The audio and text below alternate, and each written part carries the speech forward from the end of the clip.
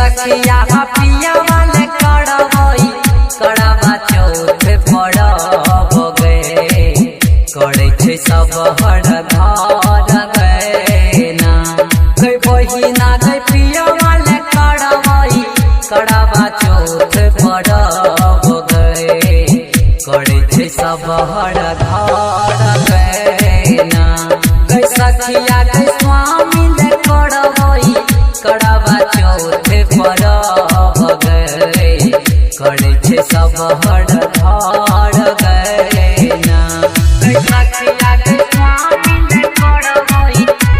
गई सखिया गई स्वामी ले करवई करवा चौथ पड़ब गे करवा चौथ पड़ब। महादेव की म्यूजिक प्रेजेंट। गैसोल हो सिंगार बती सोया बड़न पिया के चरण में करवई अड़पन सखिया गे चरण में करवई अड़पन 16 हो सिंगार बती सोया बड़न पिया के चरण में करवई अड़पन सखिया गे चरण में करवई अड़पन बहिना गई भगवान दे तई पियावा के लंबा उमर गए करे छे सब हर घर गए ना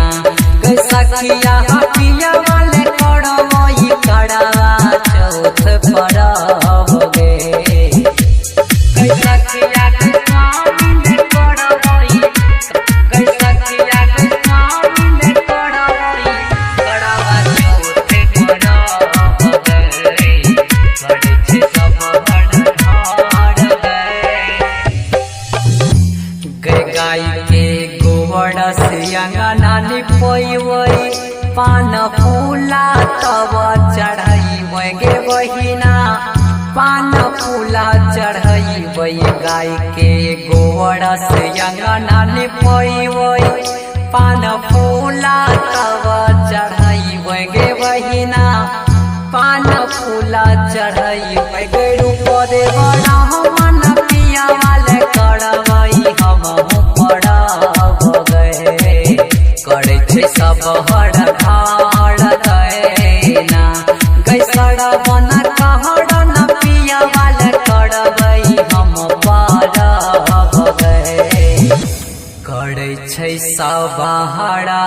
घर गए। मां श्यामा रिकॉर्डिंग स्टूडियो संत कबीर चौक 70।